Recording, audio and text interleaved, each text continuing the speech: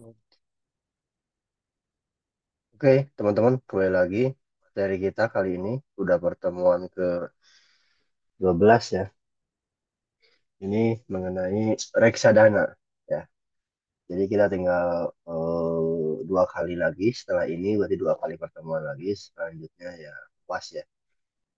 Nah, untuk reksadana ini bagian dari produk knowledge ya, teman-teman ya. Tapi pada prinsipnya semua produknya ada tiga, ada saham, ada reksadana dan juga obligasi gitu ya. Nah, untuk reksadana ini kita bahas pengertian sederhananya ya, teman-teman ya. Hmm. Nah, secara pengertian, reksadana itu adalah wadah untuk menghimpun dana dari masyarakat ya, pemodal ya, untuk selanjutnya diinvestasikan dalam portofolio efek. Oleh siapa? Oleh manajer investasi. Nah, ini tertera dalam Undang-Undang Pasar Modal Nomor 8 tahun 95, pasal 1 ayat 27. Ya. Jadi reksadana ini kalau kita simpulkan itu ibaratnya teman-teman itu nitipin uang ya, nitipin uang ke siapa? Ke manajer investasi itu. Nah, di sini kita sederhanakan ya. Dana dari masyarakat pemodal. Artinya di masyarakat ini kan ada orang yang kelebihan uang, ada juga yang kekurangan uang. Yang kelebihan uang disimpan rata-rata dalam bentuk tabungan, gitu ya. Nah, kalau ada orang yang kekurangan uang biasanya dalam bentuk kredit. Gitu. Kita juga sama ya.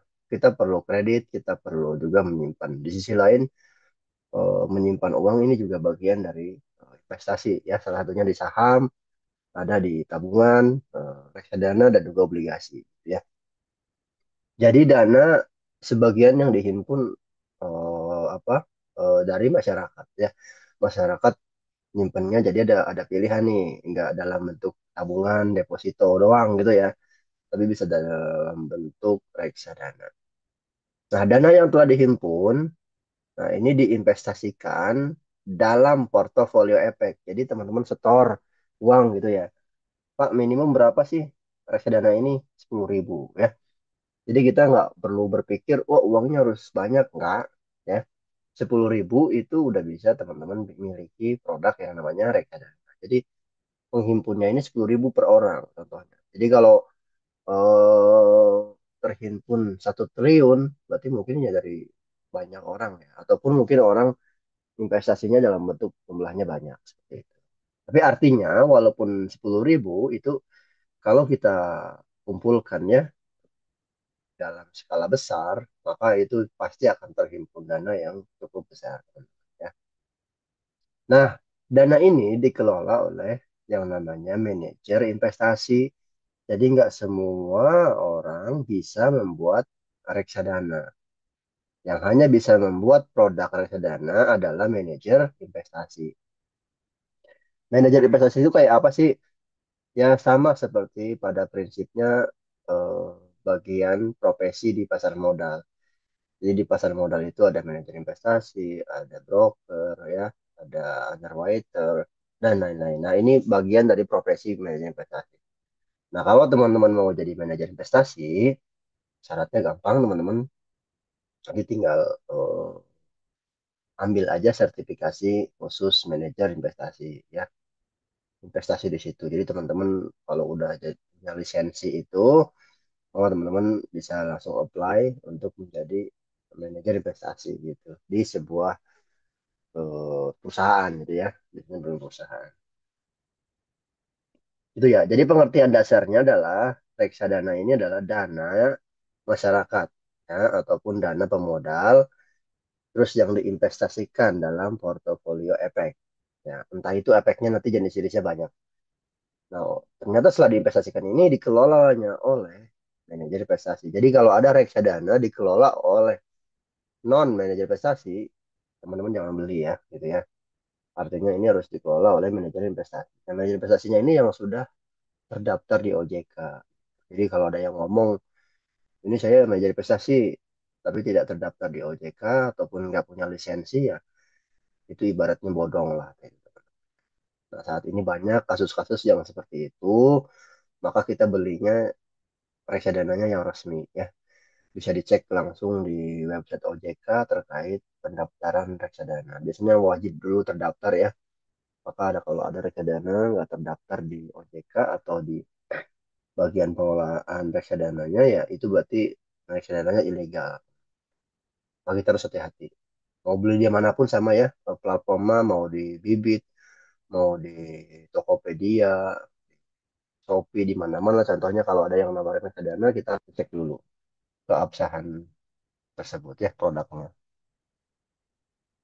Nah, di sini eh, pemodal ditujukan dalam hal ini kepada masyarakat pemodal, khususnya pemodal kecil yang tidak ada waktu dan juga pengetahuan terbatas. Artinya gini, reksadana ini bagian dari produk pasar modal. Nah, salah satu kelebihan dari reksadana ini adalah dia itu udah mah kecil modalnya. Yang kedua, ibaratnya kita nitipin uang ini, apa cukup beli satu produk ini nanti dikelola oleh manajer investasi. Jadi secara umum simple banget investasi reksadana ini. Termasuk ya kalau kita lihat beberapa dana pensiun itu kategorinya juga masuk ke reksadana ya teman-teman ya. Jadi dana pensiun ada di lembaga keuangan atau lembaga pengelola dana pensiun di perusahaan itu sebagian besar ya masukin ke produk yang namanya reksadana. Secara umum ini jauh lebih simpel ya. Dananya ini dikelola oleh manajer investasi profesional, nanti dia akan investasikan lagi ke produk-produk yang strategis lah ya, seperti itu. Jadi kita nggak usah repot-repot mikir mekanismenya gimana, terus market seperti apa ke depan, nggak perlu. Kita cukup beli produk ini ya udah simpan aja ya. Jadi dengan orang yang nggak harus expert ya di bidang pasar modal untuk investasi di reksadana. Nah, di sini dijelaskan mengenai keuntungan ya, keuntungan kita kalau punya yang namanya reksadana. Yang pertama nominal kecil. Nah, ini ya dari 10.000 nih teman-teman udah bisa beli produk reksadana. 10.000 loh teman-temannya 10.000 kita beli bakso aja kayaknya saat ini pas ya atau malah kurang ya. Gitu. Jadi sangat murah, sangat murah. Kalau kita mungkin beli pakai QRIS saja kan transaksi makan itu kadang nggak kerasa ya 50.000, 30.000 gitu ya. Nah ini 10.000 nih teman-teman udah bisa beli reksadana atau 1 liter pertalite ya udah dapet reksadana. Jadi kalau mau cicil reksadana ini juga cukup ini ya teman-teman ya mudah nih dan membantu. Dan kalau ada uang mengendap biasanya ya mereka masukin reksadana agar beranak ya. Walaupun cuma 1 minggu, 2 minggu ngendapnya ya lumayan lah ada nambah. Yang kedua, pemodal dapat memperkecil risiko dengan diversifikasi investasi walau dengan modal yang sedikit. Ya, karena kalau kita perhatikan ya dengan 10.000 itu kita ibaratnya mendiversifikasi. Gitu. Walaupun dengan 10.000 kita dapat contoh 5 unit gitu ya reksadana ini. Tapi di portofolio itu udah terverifikasi. Ya, nanti kita lihat langsung di aplikasi Brightnya. Jadi kalaupun masuk ke pasar uang gitu ya, itu jenisnya banyak obligasinya ya, banyak sekali. Nanti kita coba lihat ya langsung. Yang ketiga, investasi lebih mudah dan efisien karena dibantu oleh manajer investasi. Artinya teman-teman cukup baca note dari produk tersebut gitu ya. Sebetulnya uang kita dimasukin kemana sih? Nah gitu ya. Cukup itu. Nanti eh, kita pantau dari sisi kinerja reksadananya. Udah seperti itu. Jadi selebihnya ya tinggal kita hitung aja. Oh ini tuannya segini atau kenaikannya segini. Kalaupun turun, turunnya berapa. Ya, seperti itu. Yang keempat, return relatif tinggi setelah beberapa tahun. Ini investasi jangka panjang. Ya. Ada beberapa jenis reksadana yang secara umum jauh lebih profitable ya ketika kita hold beberapa tahun gitu ya. Teman-teman kalau kita lihat Nanti ada 4 jenis ya reksadana. Dari sisi return itu yang paling menarik sebetulnya dari sisi yang saat ini ya beberapa tahun terakhir ini justru bukan di saham tapi lebih di bonds ya atau reksadana pendapatan tetap atau jenisnya reksadana obligasi gitu. Nah, yang kelima nih keuntungan bahwa teman-teman jika punya reksadana ini tidak ada potong pajak ya. Jadi udah free pajaknya. Kalau deposito ada yang tahu berapa pajaknya? Kalau deposito ada yang tahu berapa persen pajaknya? Teman-teman? Deposito. Kalau deposito itu 20% ya. Nah, kalau obligasi 10% ya. Kalau dividen itu awalnya sama 10%, tapi sekarang free ya. Gitu. Nah, kalau pajak, kalau reksadana itu nol pajaknya. Jadi artinya semua yang kita investasikan di reksadana itu udah net bersih ya. Jadi kalau kita jual ada cuan, yaitu cuannya kita udah semua dipotong pajak. Nah, risiko ini sama ya dari sisi ketika ada keuntungan biasanya diimbangi dengan risiko. Nah, ya.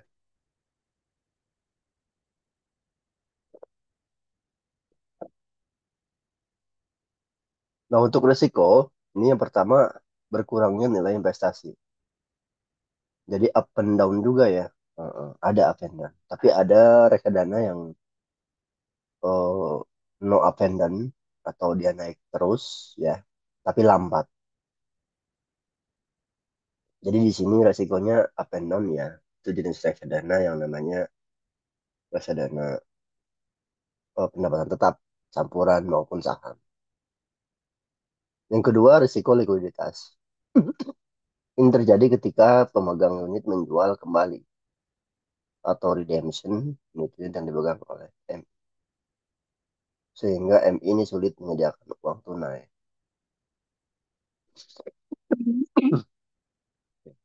Jadi artinya ini teman-teman, reksadana juga kalau dalam hal ini ya, reksadananya tidak liquid atau mungkin dana kelolaannya sedikit ya, di bawah 50 miliar gitu ya, atau di bawah 100 miliar. Nah itu kadang mereka kekurangan likuiditas. Makanya kita kalau mau beli reksadana, cari yang size-nya besar atau dana kelolaannya besar. Kalau dana kelolaan besar, itu kita tarik uang atau redemption itu nggak terlalu berpengaruh biasanya. So, jadi untuk mengurangi risiko ini, likuiditas, teman-teman cari reksadana yang pengelolaan dananya ya minimum 500 miliar ya, paling kecil ya 200 miliar, 250 miliar. Itu untuk amannya ya. Nah, yang ketiga ini risiko one prestasi. Ada beberapa reksadana juga secara umum itu one prestasi. Artinya ketika kita jual itu uangnya nggak cair ya, atau istilahnya sulit untuk penarikan dananya. Nah, di sini ketika perusahaan asuransi dana reksa, dana tidak membayar ganti rugi dan membayar lebih rendah dari nilai yang ditetapkan. Sama ya. Jadi ada beberapa manajer investasi itu yang nakal ya. Nakal itu artinya dia nggak jujur lah ya dalam mengelola reksadana tersebut gitu. Nah, ini bisa terlihat dari sisi kenaikan biasanya. Kalaupun dia naik, naiknya nggak apa nggak karu-karuan ya, signifikan itu. Terus dia juga memberikan return yang nggak logis lah ya. Jadi ada reksadana contohnya yang return tiap bulan 5%. Itu udah nggak logis teman-teman ya. 5% berarti dikali 12 kali berapa ya? Udah 160 ya. Itu kan nggak logis. 160% kan per tahun kan nggak mungkin. So artinya dari sisi yang lain ini udah kalau ada reksadana yang ngasih return nggak logis itu kemungkinan juga ini ada investasi bodong di situ teman-teman ya. So dari kesimpulan risiko reksadana ini ada tiga, jadi nilainya berkurang, likuiditas, dan juga ada istilah one investasi. Nah, kita masuk ke jenis-jenis reksadana ya teman-teman. Jadi reksadana ini ada empat jenis. Yang pertama reksadana pasar uang atau yang disebut dengan money market fund. Ya. Yang kedua reksadana pendapatan tetap atau yang disebut fixed income fund. Nah, yang ketiga adalah reksadana saham atau yang disebut equity fund. Dan yang terakhir reksadana campuran atau di sini mix fund atau discretionary fund. Jadi antara empat jenis ini, kalau teman-teman perhatikan itu mempunyai karakteristik ya dan juga tingkat keuntungan ataupun return yang berbeda-beda. Kita bahas satu-satu ya. Yang pertama adalah reksadana pasar uang. Jadi reksadana ini dalam bahasa Inggrisnya disebutnya fund ya. Kan ada ya istilahnya fund manager. Nah, itu MI, manajer investasi ya, teman-teman. Atau manajer yang mengelola reksadana. Dan juga fund ini ada fund kadang juga di ini fund hot ya. Jadi ada istilahnya dana apa uang panas ya, uang panas ataupun istilahnya tuh money market yang banyak duitnya besar dan mereka bisa keluar masuk di suatu negara. Nah, ini juga menjadi istilah fund yang paling sering digunakan ya teman-teman ya. Jadi itu semua adalah produk biasanya dalam bentuk reksadana.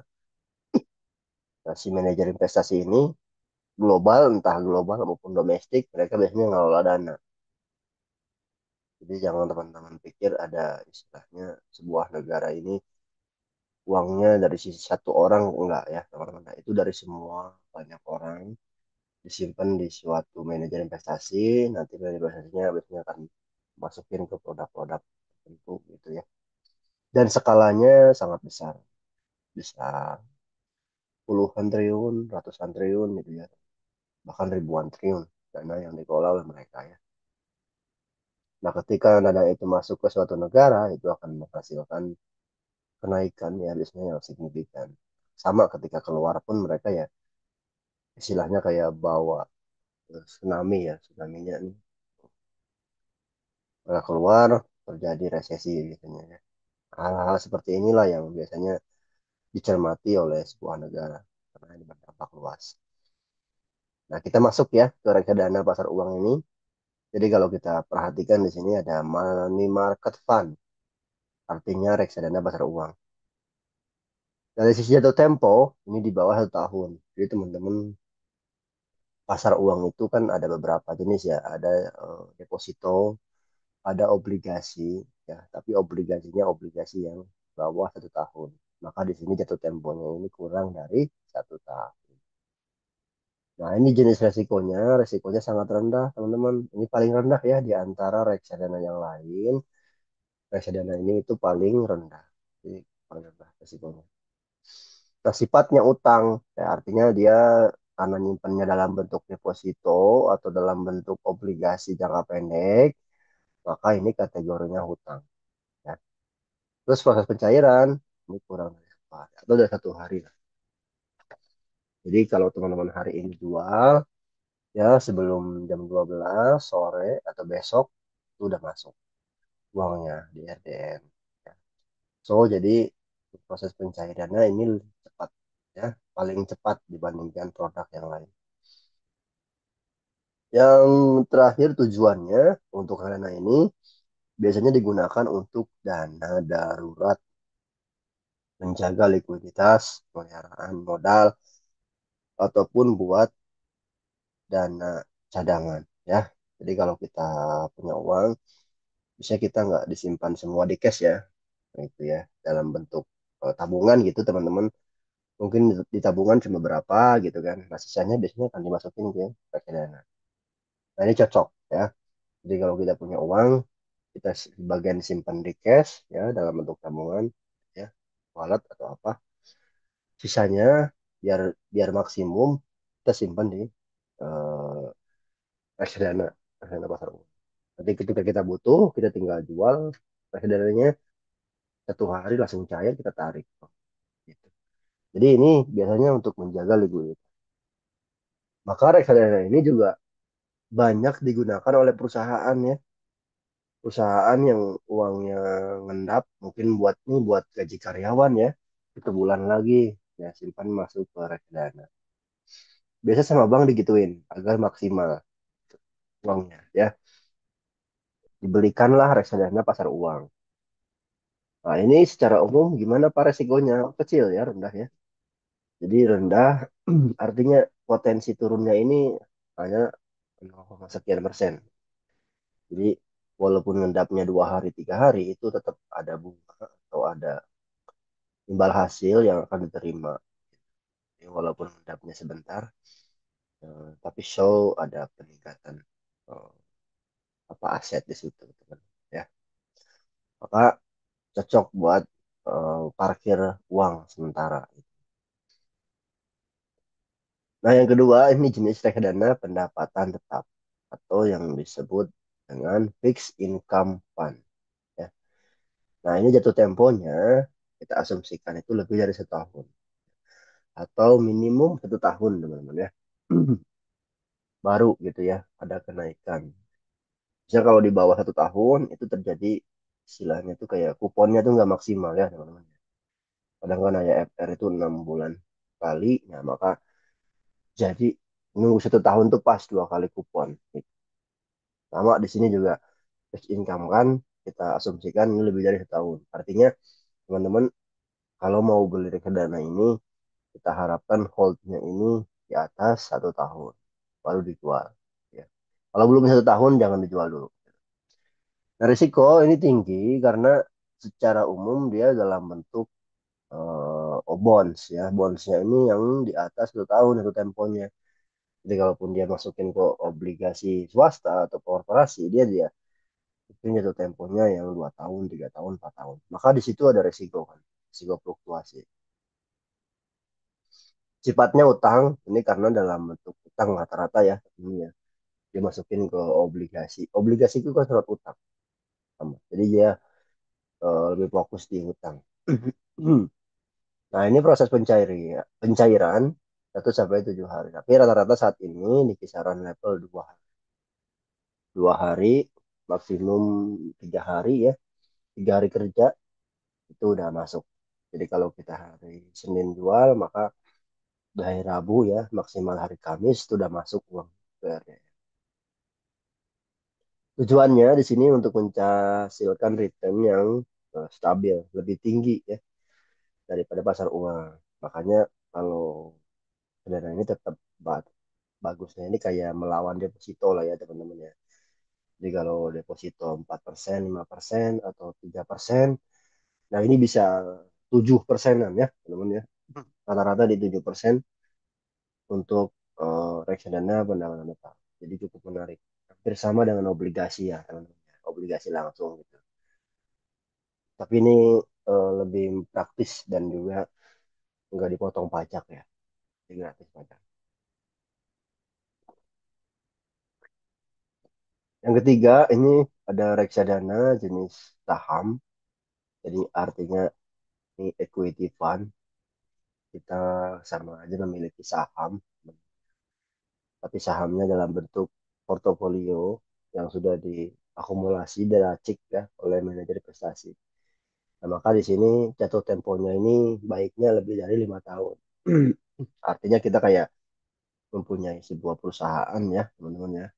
Kita akan ekspektasi perusahaan ini menguat juga pasti butuh waktu. Nah, maka ini panjang ya untuk reksadana saham ini. Maka di sini kita holdnya di atas 5 tahun. Risiko pasti lebih tinggi karena fluktuasi saham kalau teman-teman udah share di technical ya itu kan fluktuasi sekali. Oh, jadi di sini otomatis ya resiko juga melekat di situ sehingga jauh lebih tinggi. Sifat ini ekuitas. Kalau tadi utang karena dia dalam bentuk obligasi, tapi ini kan dalam bentuk saham, maka masuk kategorinya jenisnya ekuitas atau kepemilikan. Proses pencairan Ini 1 sampai 7 hari. Nah ini kalau ini emang ada yang sampai 7 hari ya. Karena mungkin kalau size-nya besar teman-teman ya, itu bisa sampai lama. Artinya contoh teman-teman punya reksadana 100 miliar ya. Maka 100 miliar banyak sekali ya. Nah ketika dijual dalam waktu yang sama, hari sama ya, itu pasti akan keteteran si MI. Nah, maka di situ ada istilahnya dwelling ya di situ lama karena kan harus dijual sahamnya sebesar itu. Nah, maka pasti akan butuh waktu. Mungkin bisa lebih dari 7 hari. Nah, tujuan di sini untuk menghasilkan return yang lebih tinggi. Otomatis ya, high risk high return, teman-teman. Nanti kita coba lihatkan chart ya dari sisi reksadana ini. Pasti ini jauh lebih fluktuasi ya. Yang terakhir adalah reksadana campuran. Reksadana campuran ini maksudnya adalah kombinasi ya antara pasar uang, antara obligasi, jabatan tetap, dan juga saham. Mungkin racikannya beda-beda ya. Ada yang 10% pasar uang, terus 50% obligasi, nanti 40% yang lagi saham. Oh, mungkin macam-macam lah racikannya. Tapi intinya ini mix ya, campuran antara produk tersebut. Nah, di sini risikonya moderat karena tadi ya, sudah diversifikasi dia ketika produk maka moderat. Terus sifatnya ini utang dan ekuitas tergantung kombinasinya. Nah, proses pencairan juga sama kalau banyak. Nah, ekuitas ya bisa 7 hari. Tapi kalau sedikit ekuitas atau sahamnya maka biasanya akan lebih cepat. Nah, ini juga sama investasi jangka panjang ya tujuannya hampir sama dengan reksadana saham. Gitu. Nah, dari 4 jenis ini mana yang paling cepat atau yang paling menguntungkan tergantung tergantung profil masing-masing. Kalau mungkin teman-teman di sini ada yang Pak saya mah aman-aman aja masukin pasar uang. Pak saya mah mau yang fluktuasi atau tingkat resiko apa tingkat imbal hasilnya paling besar ya saham gitu ya. Tapi kalau yang tengah-tengah medium ya pendapatan tetap atau obligasi sorry reksadana fixed income teman-teman. Oke ya kita lanjut ya. Kalau ada pertanyaan boleh langsung aja teman-teman. Nah, yang selanjutnya adalah reksadana konvensional versus syariah. Ini juga sama ya. Jadi jenis reksadanya tadi 4. Tapi kalau dari sini eh, reksadana secara apa dealnya ya, secara umum transaksinya lah. Ini ada yang konvensional, ada yang syariah jenisnya. Nah, untuk yang konvensional ini tujuan tujuan investasinya adalah mencari return yang tinggi, gitu ya. Tapi kalau reksadana syariah ini returnnya lebih rendah. Terus secara operasional ini tanpa proses screening tuh ya. Terus kalau yang reksadana syariah ini ada proses screening artinya nanti akan di screening dulu oleh tim MUI ya atau di DSN MUI lah ibaratnya yang mengeluarkan fatwa bahwa reksadana ini syariah. Jadi ada proses dulu untuk seleksi ya. Jadi nggak semua reksadana itu akan secara umum lolos dari prinsip syariah. Jadi di proses dulu. Nah, untuk controlling ini diawasi oleh OJK kalau yang konvensional. Tapi kalau yang syariah, OJK ditambah dengan DPS. Ya.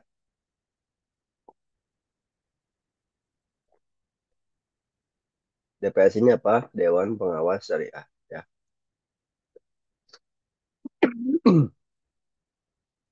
Jadi intinya adalah dari sisi pengawasan ini cukup dari OJK, tapi kalau syariah ada DPS-nya.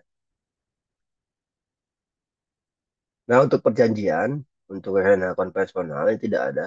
Tapi kalau syariah, ini memfilter aktivitas terlarang. Artinya dia ada prinsip syariahnya ya. Jadi kalau nanti ada reksadana yang melanggar, biasanya akan langsung di out gitu ya dari syariah. Nah, kalau lihat transaksi, ini reksadana konvensional ini transaksinya terjadi selama dapat menghasilkan keuntungan. Ya. So artinya eh, dari sisi transaksi artinya ini teman-teman jadi kalau dia beli ya ada transaksi ini biasanya harus ya menghasilkan keuntungan. Tapi kalau yang syariah ini ada prinsip lain itu tidak mengandung yang namanya boleh.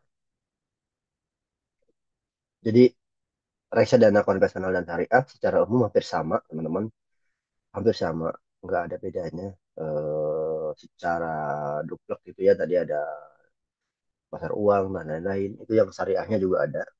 Tapi dari sisi yang lain ini syariah ada kriteria khusus yaitu terkait dengan DPS ya. Ada screeningnya dulu dan tidak boleh mengandung apa yang melanggar prinsip syariah seperti koros gitu teman. Nah, mekanisme perdagangan reksadana seperti apa?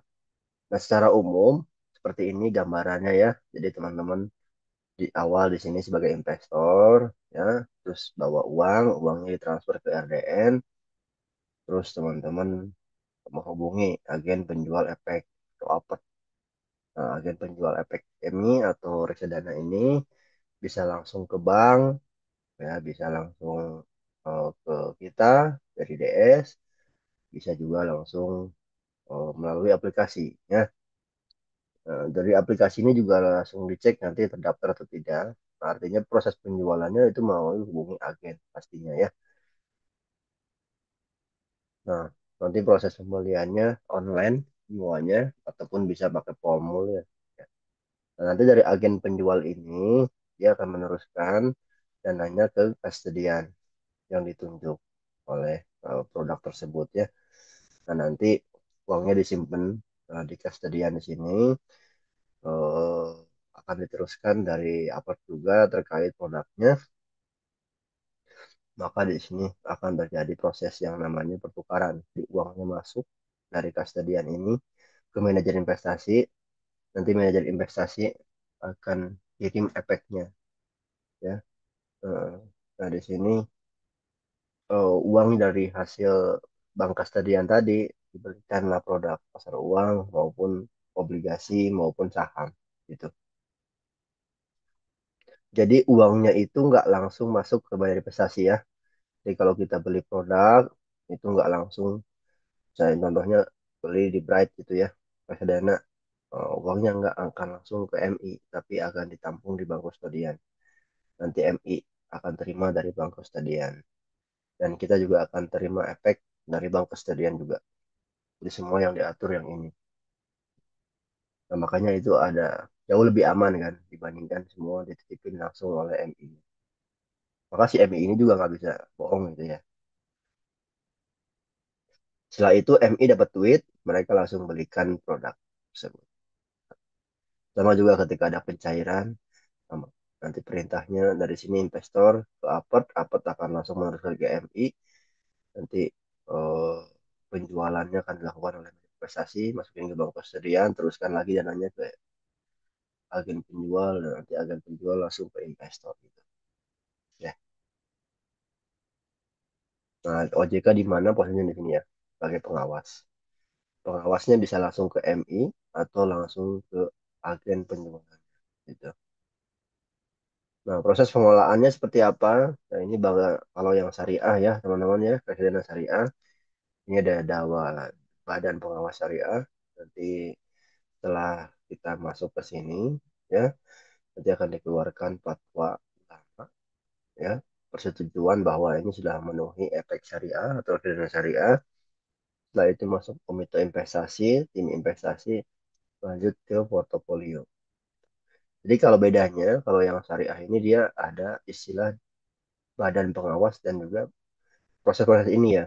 Jadi kalau yang konvensional itu langsung, karena kan nggak ada tambahan bagian ini gitu. Nah kalau yang syariah karena dia harus syariah ya, maka diawasi lah oleh BPS ini, Badan Pengawas Syariah atau Dewan Pengawas Syariah. Ya. Nah cara membelinya gampang sekali teman-teman, nanti tinggal cash di Bright, nanti teman-teman beli itu ya, top up dananya seperti itu. Nanti kita coba tutorialkan ya. Nah, di sini, teman-teman. Jadi di aplikasi Bright login aja. Nanti tentukan pilih di sini fund ya ataupun reksadana.